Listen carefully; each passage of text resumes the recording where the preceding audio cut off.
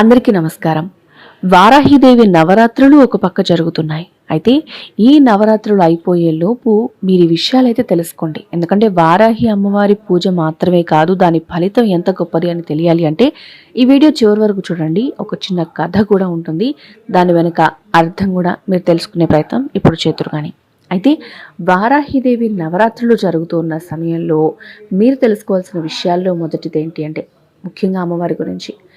ఆదిపరాశక్తి 9 రూపాల్లో ఒకరైన వారాహిదేవి శక్తికి, జ్ఞానానికి, శౌర్యానికి ప్రతీకగా నిలుస్తుంది అమ్మవారు. ముఖ్యంగా వారాహి నవరాత్రులు ఆషాఢ శుద్ధ పాడ్యమి నుంచి నవమి వరకు చాలా వైభవంగా జరుగుతుంటాయి. అయితే ఈ పవిత్రమైన రోజుల్లో అమ్మవారిని పూజించటం వల్ల శత్రువులందరూ కూడా మీకు నశిస్తారు, కోరిన కోరికలన్నీ కూడా తీరిపోతాయి, సంపదలు కూడా మీకు వృద్ధి కలుగుతాయి. ఇవన్నీ కూడా భక్తుల విశ్వాసం మీద నిలబడి ఉంటే అమ్మవారు అందిస్తారు అనేది మాత్రం ఖచ్చితంగా తెలుసుకోవాలి. మరి వారాహిదేవి ఎవరు అని ఒకసారి ప్రశ్న వేసుకుంటే, వారాహిదేవి సప్తమాతృకలలో ఒకరు. ఈమె వరాహ రూపంలో ఉన్న విష్ణుమూర్తి యొక్క శక్తి స్వరూపిణి. ఈమె ముఖం వరాహ ముఖం ఉంటుంది, శరీరం మనిషి రూపంలో ఉంటుంది. అయితే చేతులలో అమ్మవారు శంఖం, చక్రం, ఖడ్గం, హలం, అదేనండి హలం అంటే నాగలి, ఇలాంటి ఆయుధాలన్నీ కూడా అమ్మవారు ధరించి ఉంటుంది. అష్టభుజాలు ఉంటాయి, లేకపోతే మీరు చూసే విగ్రహాల్లో 4 భుజాలు కూడా ఉండవచ్చు. అయితే అమ్మవారి వాహనం ఏంటో తెలుసా? మహిషం. అవును, అమ్మవారికి దున్నపోతు వాహనంగా ఉంటుంది. మరి వారాహిదేవి యొక్క పూజ విశిష్టత ఏంటి? విశేషంగా అమ్మవారికి ఎలా పూజ చేయాలి, ఎందుకు పూజ చేస్తారు అనే విషయాలు తెలుసుకోవాలి అంటే, అమ్మవారిని పూజించడం వల్ల అనేక శుభాలు కలుగుతాయని ప్రతి ఒక్కరూ నమ్ముతారు. ముఖ్యంగా శత్రువుల సంహారం కోసం అమ్మవారిని పూజ చేస్తూ ఉంటారు. ఎందుకంటే వారాహిదేవిని ఆరాధించటం వల్ల శత్రువులకు సంబంధించిన బాధలన్నీ కూడా మీకు తొలగిపోతాయి. ఇంకా ఆరోగ్యంగా ఉంటారు, సంపద కూడా మీకు వస్తుంది.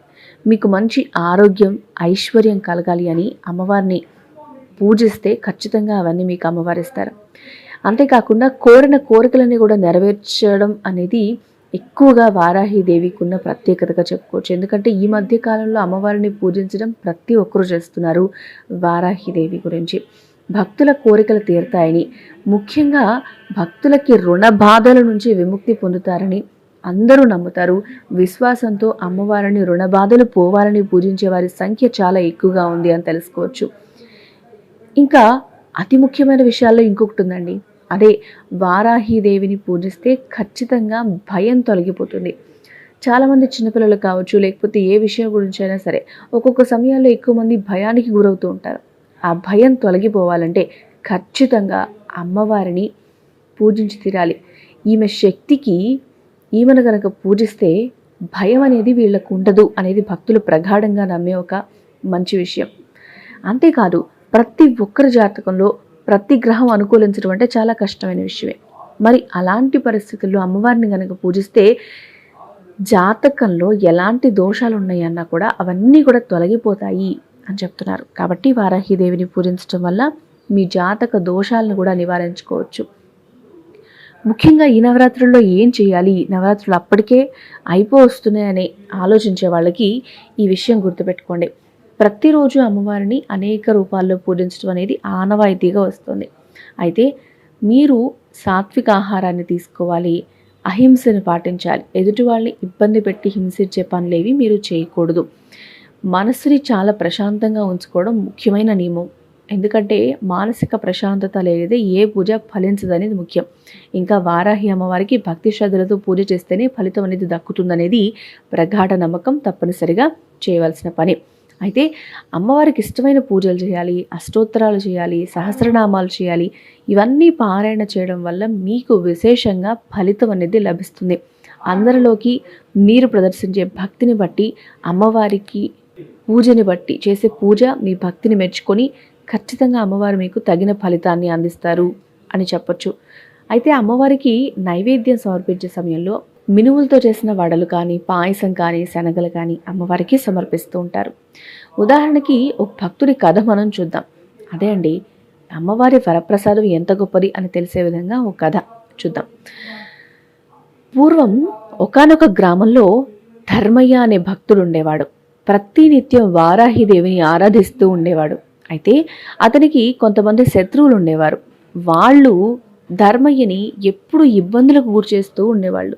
అతని పనులకన్నీ అడ్డం పడుతూ ఉండేవాళ్ళు. ప్రతి పనిలో అడ్డం తగులుతూ ఉండేవాళ్ళు. ఇక ధర్మయ్య చాలా కాలం వాళ్ళ బాధలన్నీ పడ్డాడు. ఒకరోజు ధర్మయ్య, తల్లి వారాహిదేవి, ఈ శత్రువుల బాధల నుంచి నన్ను కాపాడు తల్లి, నీ కరుణ కోసమే నేను జీవిస్తున్నాను అని చాలా తీవ్రంగా ప్రార్థన చేస్తాడు. ఆ సమయంలో వారాహి నవరాత్రులు దగ్గరకు వస్తున్నాయి. అయితే ధర్మయ్య ఆ నవరాత్రుల్లో అమ్మవారిని చాలా భక్తితో శ్రద్ధగా పూజించాలి అని నిశ్చయించుకున్నాడు. నవరాత్రులు ప్రారంభమయ్యే అవగానే ధర్మయ్య ఇంట్లో అమ్మవారి విగ్రహాన్ని ప్రతిష్ఠించుకున్నాడు. నియమ నిష్ఠలతో పూజ చేయడం ప్రారంభించాడు. ప్రతిరోజు అమ్మవారి కథలు మంత్రాలు జపిస్తూ ఉండేవాడు. ఆమెకి ఏదైతే ఇష్టంగా ఉంటుందో మినపవడలు అవి నైవేద్యంగా పెట్టేవాడు. ఈ 9 రోజులు కూడా ఏక దీక్షతో పూజలు కొనసాగించాడు ధర్మయ్య. మరి నవమి రోజు రాని వచ్చింది. ఆ రోజు ధర్మయ్య భక్తి పారవస్యంతో కళ్ళు మూసుకొని అమ్మవారిని ధ్యానిస్తున్నాడు. అప్పుడు అకస్మాత్తుగా అతని కళ్ళ ముందు ఒక తేజోమయమైన రూపం ప్రత్యక్షమైంది. సాక్షాత్తుగా అది వరాహిదేవి. అమ్మవారు వరాహ ముఖంతో 4 భుజాలతో దివ్య ఆయుధాలన్నీ కూడా ధరించి మహిషంపై కూర్చొని ఉంది. ఆమె ముఖం నుంచి ప్రచండమైన తేజస్సు వెలువడుతూ ఉంది.